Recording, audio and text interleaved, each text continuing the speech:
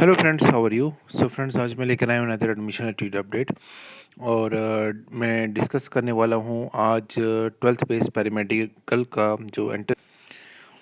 तो सो फ्रेंड्स, आज मैं लेकर आया हूँ अनदर अपडेट। और इस अपडेट में मैं आपसे जो सिलेबस है आपका 12th बेस पैरामेडिकल का, और स्पेशली अगर मैं जीएनएम की बात करूं तो जीएनएम कोर्स को मैं पॉइंट आउट करके ये वीडियो अपलोड कर रहा हूं कि अगर जैसे कि नंबर ऑफ़ फॉर्म्स ज़्यादा रिलीज़ हो रहे हैं जेके बोपी के थ्रू, और नंबर ऑफ़ फॉर्म्स जो रिलीज़ हो रहे हैं उसमें जो नंबर ऑफ़ कैंडिडेट्स हैं वो भी हर साल there is a huge increase in the number of the candidates for filling up these forms. तो अब चांसेस ये भी हैं कि एंट्रेंस टेस्ट होने के भी चांसेस होते हैं। वो अलग बात है कि because of the less number of candidates JK is not conducting the entrance test and they are taking up the candidates as per the 12th base merit. तो अगर जैसे हम लास्ट ईयर का सिनेरियो देखें तो 10th बेस पैरामेडिकल और GNM के courses में huge number of candidates have applied. So हो सकता है इस बार, क्या पता, बोपी अगर डिसाइड करता है तो वो एंट्रेंस टेस्ट भी कंडक्ट करवा सकते हैं, जैसे कि वो बीएससी नर्सिंग और बीएससी पैरामेडिकल का एंट्रेंस टेस्ट कंडक्ट करवाते हैं। तो मे बी वो इस बार भी, इसका क्या पता, अगर वो डिसाइड करते हैं तो एंट्रेंस टेस्ट कंडक्ट करवा सकते हैं। तो मैं इसका एक डिटेल आपको सिलेबस में आपसे डिस्कस कर लेता हूँ। अगर इनका एंट्रेंस टेस्ट हुआ जैसे like the GNM course, the entrance test is based, मैं आपको ये बता देता हूँ कि based on the study of the and the syllabus of the 12th class के बेसिस पे ये होता है। It is given as under along with the board weightage of each subject in the question paper of the entrance test.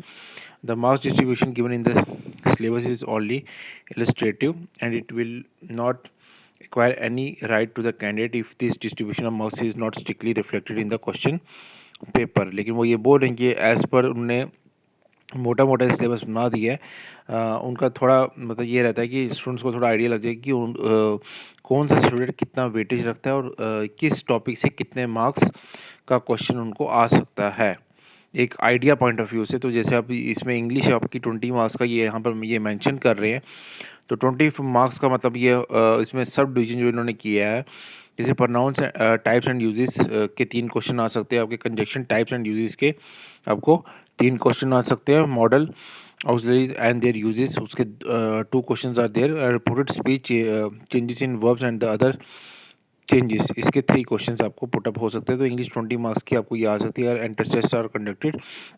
और further इन्होंने mention किया clauses, types of clauses and there uses, 2 marks 2 questions उसके आ सकते हैं। Sentence pattern 3 questions उसके आ सकते हैं। Past perfect uses इसके भी 2 क्वेश्चंस आ सकते हैं। To infinite and ing forms इसके भी 2 क्वेश्चंस आ सकते हैं। ठीक है, अगर हम फर्दर आगे चलें तो यहाँ पर फिजिक्स में आपको 20 मार्क्स की फिजिक्स आ सकती है, जिसमें लाइट एंड रिफ्लेक्शन जो है वो आपको 4 क्वेश्चंस उससे पुट अप हो सकते हैं। अगर जीएनएम का एंट्रेंस टेस्ट होता है तो reflection of light, spherical mirrors, image formation use of the spherical mirrors, ये आपको इसमें एक टॉपिक दिखा रहा है, साइन कन्वेंशंस। ये लास्ट ईयर का एक्चुअली ये सिलेबस था। इस बार हमें वेट करना पड़ेगा एग्जैक्टली, अगर ब्राउचर जो रिलीज़ होता है उसमें क्या वो सिलेबस देते हैं, लेकिन most probably chances are there कि सिलेबस ऑलमोस्ट सेम रहता है, थोड़े बहुत माइनर चेंजेस होते हैं। तो आई होप इस बार भी अगर इंटरेस्ट हो तो यही सिलेबस रहने वाला है as per my past experience. ठीक है, relation between the focal length और रेडियस ऑफ कर्वेचर आ गया, मिरर फार्मूला आ गया और मैग्निफिकेशन आ गया, रिफ्लेक्शन ऑफ लाइट आ गया, reflection through a glass slab, refractive index, condition for no reflection, ये सारे इसमें फॉल करते हैं। Spherical lenses, image formation, sign conventions, lens formula, numerical problems, magnification, numerical problems, power of lenses, numerical problems. तो ये सारे क्वेश्चंस आपके, ये जो टॉपिक्स हैं ये सारे आपके इसमें आ सकते हैं। ठीक है, the human eye and the colourful world, इसकी अगर हम बात करें तो human eye, power of accommodation, defects of vision and their correction, glass prism, atmospheric refraction, twinkling of stars and the colour of sun at sunset and sunrise, इसमें से 4 question बनते हैं। इलेक्ट्रिसिटी की अगर हम बात करें तो इलेक्ट्रिसिटी से भी concept of electric charge, electric current, Ohm's law, ठीक है, ये सब चीज़ें आपको आ सकती हैं। Heating effect of the current, electric power and energy, तो इसमें से भी आपको ये 4 मार्क्स के क्वेश्चन आ सकते हैं। मैग्नेटिक इफेक्ट ऑफ करंट की अगर हम बात करें तो यहाँ पर भी ये आपको क्वेश्चन आ सकते हैं। Magnetic field due to the current carrying straight coil, ठीक है। Force on a current carrying conductor in a magnetic field, electric motor, domestic electric circuits. उसके बाद सोर्सेज ऑफ एनर्जी में से भी 4 क्वेश्चन आपको पुटअप हो सकते हैं। Non conventional source of energy like solar हो गया, जिसमें एनर्जी फ्रॉम द सी हो गया। न्यूक्लियर फ्यूजन एंड फिजन से आपको क्वेश्चन पुटअप हो सकता है। Lasting for the energy sources, ये क्वेश्चन पुटअप हो सकता है। बायोमास, विंड एनर्जी से आपको ये क्वेश्चन इसका पुटअप हो सकता है, ठीक है। अगर हम आगे बात करें केमिस्ट्री की, तो केमिस्ट्री में chemical reactions and the equation, इसमें आपको 8 मार्क्स का ये क्वेश्चन पुटअप हो सकता है। नंबर ऑफ क्वेश्चन 40 रहेंगे इसमें। Chemical equation and writing of chemical equation, balancing chemical equation, type of chemical reaction, decomposition reaction, displacement reaction, effects of oxidation reduction reaction in everyday life, corrosion, ये सारी चीज़ें आपको आ सकती हैं। पीरियोडिक क्लासिफिकेशन ऑफ एलिमेंट्स की अगर हम बात करें तो इसमें आपको early attempts regarding classification of elements like triads आ गया, Newlands law of the octaves आ गया, ठीक है। उसके बाद मेडलीव्स पीरियोडिक टेबल आ गए, achievement limitations, modern periodic table, ये सारे टॉपिक्स आपको आ सकते हैं।